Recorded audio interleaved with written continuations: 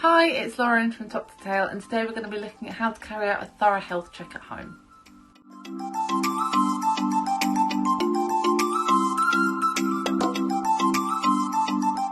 The first thing we want to look at with any health check is how the dog stands. We want to make sure that when they stand naturally, they stand in a nice full square position, so their feet are balanced, they're not lifting any legs up as he walks with us, and that there's no stiffness on his legs. Good boy.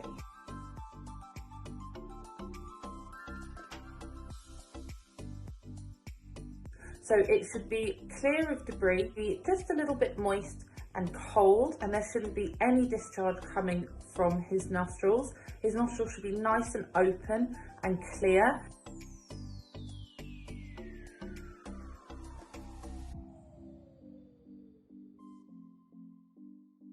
Next, his eyes. His eyes, as you can see, move very fluidly.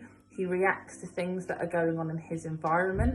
We want them to be clear of debris on the inside corners of his eyes, and then we don't want there to be any redness or brown shading where the whites of his eyes are. So we're just going to lift his lips up here at the front and check the teeth at the front. We want to make sure that they're all nice and uniform, they don't overlap each other or get in the way of him being able to bite. We can lift the side of his lip up and we can lift back here and we can check all of his teeth along. Now we don't want to see any excessive tartar build-up or plaque build-up on his teeth. We want to make sure that all of his teeth are nice and uniform, there's no cracks and no teeth that have been filed down. And then we also want to smell his breath. Lovely. And we don't want to have any bad breath. Bad breath isn't normal in dogs. If there is any bad breath, it's definitely something to have checked out by your vet. Irrespective of the breed, it's not normal for a dog to rasp or to struggle or to snort while they're breathing. A dog should be able to breathe very calmly, nice in and out breaths, no matter what breed they are. So I'm just going to listen to his breathing.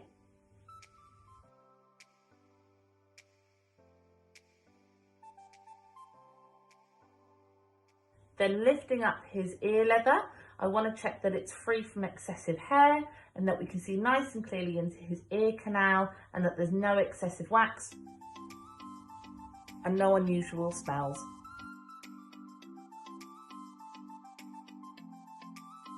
As I feel down, I'm checking to see if there's any excessive warmth, any inflammation or any new lumps and bumps.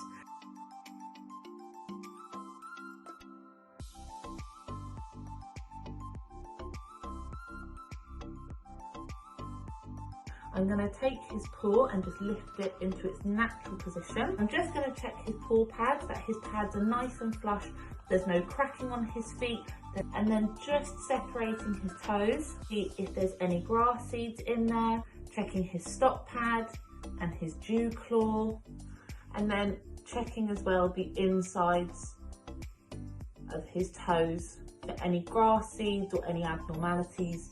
I want to make sure that those nails are lifted above the floor. If their nails are touching the floor, it's time for them to have their nails trimmed. And then moving down to his back leg, I'll do the same. Just gently lifting that up.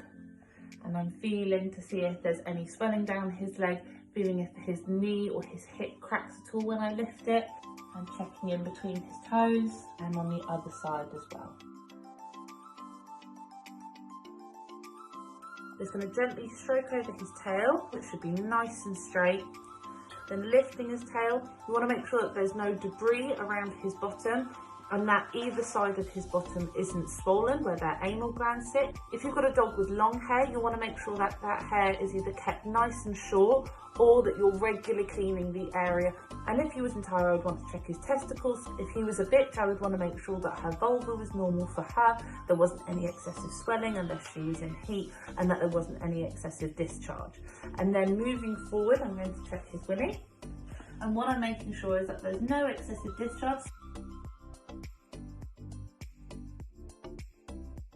So the whole time that we feel across Oscar, we're going to be feeling for any lumps or bumps, anything that's new on him. Especially if you've got a really thick or a long coated dog, you can always use a hairdryer on a low heat and a low speed just to brush over their coat to separate that hair so you can really clearly see their skin.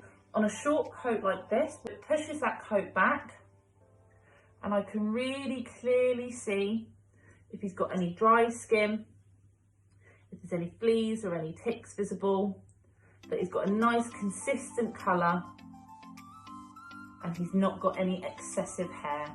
I want to be able to feel his spine with light pressure but not be able to see it. I want to be able to feel his ribs but not necessarily be able to see them. I want to be able to feel down him and feel waist come in. You don't want a dog that is one solid shape the whole way down. It could indicate that they're starting to hit a slightly overweight category, and you don't want a dog that comes out excessively the whole way across either, which could put them into the obese category. You don't want to be able to sort of feel and see every rib with their hips poking out, with their spine very visible to feel and to see, and with their ribs being excessively visible a whole way along. Some breeds it's more normal for to have that more kind of fine physique, but what we want to make sure is that's balanced with really good solid muscle. So Offa's got really good muscle on his rear legs, really good muscles on his shoulders, around his neck, and all the way down his back. He's down, over, yes. I'm going to be checking here is I want to be checking his underside so that there's no lumps or no bumps that are new. So I'm going to check his armpits, down his belly. We're aware of this lump here, it's been checked by the vet multiple times and we're happy with how it's looking at the minute, but we do monitor it on a very regular basis. And then I want to check down his groin. The coat should have a nice shine with no balding spots.